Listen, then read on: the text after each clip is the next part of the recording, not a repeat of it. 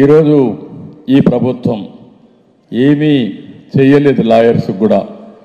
నేను ఒకటే చెప్తున్నాను, ప్రజలకే కాదు లాయర్స్ కూడా స్వర్ణ యుగాన్ని తలపించే విధంగా పనులు చేసే బాధ్యత ఈ అలయన్స్ మేము తీసుకుంటాం. ఈరోజు ఇక్కడ చూస్తూ ఉంటే వీళ్ళు లా నేస్తామని ఒక స్కీమ్ పెట్టి 5,000 రూపాయలు ఇస్తామని 2,677 మందికి ఇచ్చారు. ఈరోజు నేను హామీ ఇచ్చేది మీ అందరికీ, ప్రతి ఒక్కరికి ఏదైతే న్యాయ మిత్ర పేరుతో 7,000 రూపాయలు స్టైఫండ్ ఇవ్వడానికి నిర్ణయం చేస్తాం.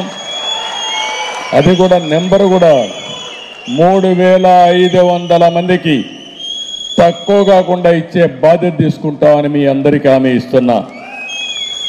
ఇది కాకుండా రెండోది మీరు చూస్తే 100 కోట్లు ఇస్తానని 25 కోట్లు ఇచ్చాడు.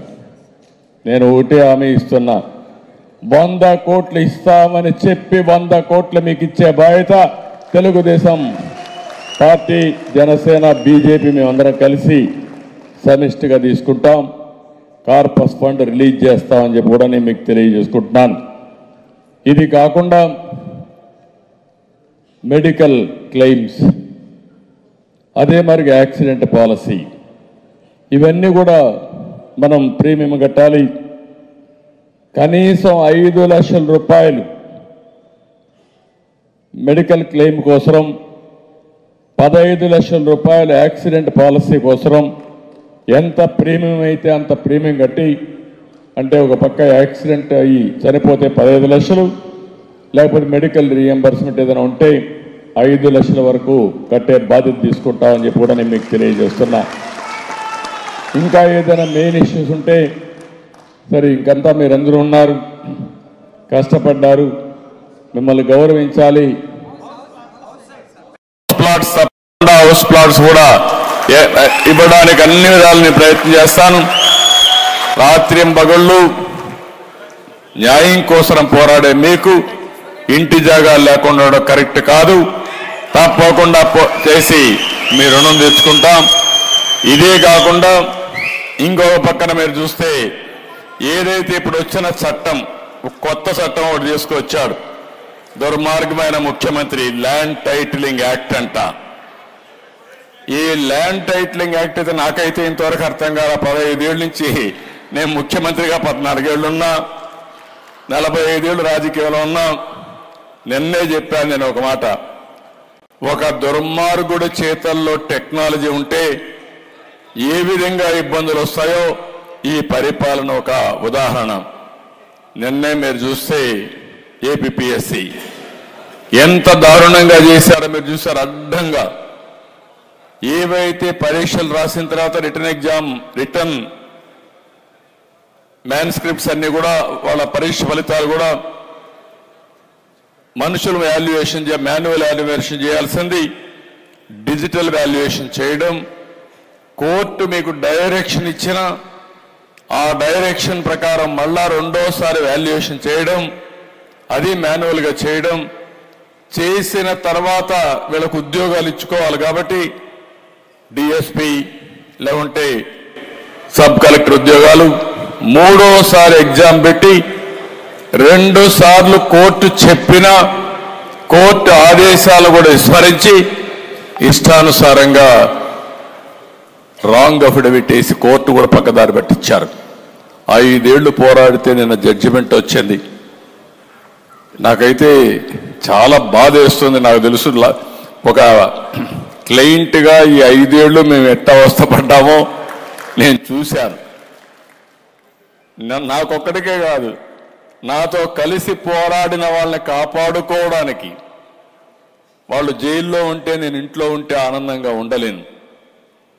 వాళ్ళు కోర్టు హాల్లోనో పోలీస్ స్టేషన్లో ఉంటే చేయని తప్పుకి ఇంట్లో నిద్ర వచ్చే పరిస్థితి లేదు.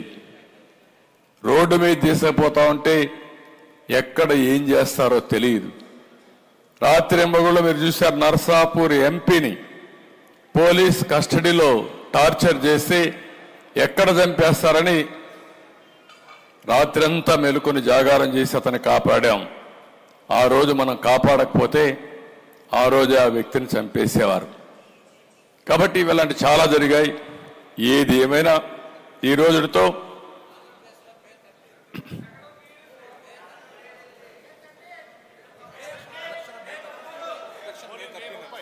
మే 13 మే 13 మా వాళ్ళు చాలా హుషారుగా ఉన్నారు. విషయం కూడా చెప్పేశారు. ఆంధ్రప్రదేశ్లో పోలింగ్ 13th మే. ఇది హిస్టారికల్ డే. ఎగ్జాక్ట్ గా మనం చూస్తే ఈరోజు 47 రోజులు ఉంది. 47 కాదు 57 రోజులు. 57 రోజులు ఉంది. 57 రోజుల్లో చరిత్ర తిరగ రాయబోతున్నాం. ఒక సైకోని ఇంటికి పంపించబోతున్నాం. నేను ఇప్పుడు ఒకటే కోరుతున్నా, ఎలక్షన్ కమిషన్ డేట్స్ అనౌన్స్ చేసింది కాబట్టి కోడ్ ఆఫ్ కాండక్ట్ ఇప్పటి నుంచే వస్తుంది. కాబట్టి మీరెవ్వరూ భయపడాల్సిన పని లేదు. భయపడుతూ ఇంట్లో ఉండేవాళ్ళు కూడా కాలరెగరేసుకుంటూ బయట వచ్చి వేడుకలు జరుపుకొని ప్రతి ఒక్కరికి ఏం లాభం జరుగుతుందో చెప్పి ఆనందంగా నడిపించాల్సిన అవసరం ఉంది. రేపటి నుంచి ఇంకా మీకు ఏ డౌట్ అవసరంలా ప్రకంపనలే. ఇంతవరకు ఎక్కడైతే ఇంట్లో ఉన్నారో అందరూ బయట వస్తారు. మొన్న పాపం రావాలనే అభిమానం ఉంది. వస్తే ఎక్కడ కేసు పెడతారని భయం ఉంది. ఎక్కడ పింఛన్ కట్ చేస్తాడో, ఎక్కడ రేషన్ కట్ చేస్తాడో, ఎక్కడ కేసు పెడతాడో, కేసు పెడితే ఎవరు వస్తారు నాకు అండగా అని చెప్పి భయపడ్డారు. ఇప్పుడు కేసులు పెట్టలేడు, పింఛన్లు కట్ చేయలేడు. కట్ అయ్యేది అతని పవర్ కట్ అవుతుంది. అక్కడి నుంచి ప్రారంభం అవుతుంది. ఎవరూ భయపడకుండా రాష్ట్రాన్ని కాపాడుకోవడానికి స్వేచ్ఛగా ముందుకు రమ్మని మరొక్కసారి అందరినీ ప్రార్థిస్తూ, దాంట్లో కీలక పాత్ర మీది, అడ్వకేట్స్ది. ప్రతి ఒక్క బార్లో మీరు ఉండాలి. ప్రతి ఒక్క ఊర్లో మీరు ఉండాలి. మామూలు వ్యక్తులు చెప్పేదానికి, ఇంటలెక్చువల్ చెప్పేదానికి చాలా వ్యత్యాసం ఉంటుంది. అందులో లాయర్లు అయితే ఇంకా బాగా నచ్చజెప్పే శక్తి మీకుంది. న్యాయమూర్తుల్ని మీరు నచ్చజెప్తా ఉంటారు ఆర్గ్యుమెంట్స్ ద్వారా. ఇప్పుడు మీరు రాష్ట్రాన్ని కాపాడడానికి మీరే ఎక్కడికక్కడ ప్రచారాన్ని చేసే పరిస్థితి రావాలి. అది మనం చేసుకుందాం. ఎందుకు నేను ఒకే ఒక విషయం వాళ్ళందరినీ గుర్తు చేసుకోమని కోరుతున్నా, మేధావులందరినీ కోరుతున్నా. నాకు ఏ మాత్రం అనుమానం లేదు, 2047కి భారతదేశం ప్రపంచంలోనే నెంబర్ 1గా లేకపోతే నెంబర్ 2గా ఉంటాం.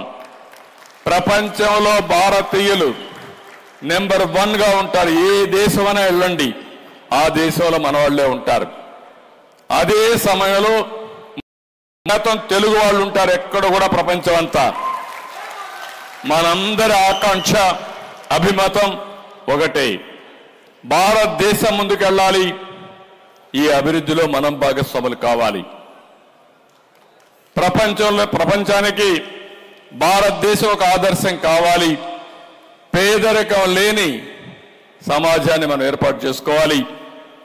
అది మొట్టమొదటిసారిగా మన రాష్ట్రంలో కూడా పేదరికం పోవాలి, ఆర్థిక అసమానతలు తగ్గించాలి. అది సాధ్యం కావాలంటే మళ్ళీ కేంద్రం రాష్ట్రం రెండు కలిసి పనిచేయడం, ఈ 3 రాజకీయ పార్టీల వల్లనే సాధ్యం.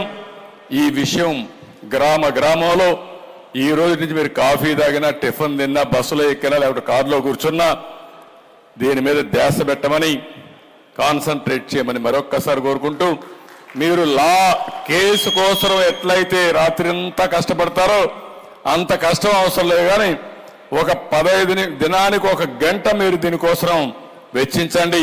ఫలితాలు మీరే చూస్తారు. అది మీ బాధ్యత. అది చేయాల్సిందిగా మరొక్కసారి అందరినీ కోరుకుంటూ చేస్తారని చెప్పి ఆశిస్తూ,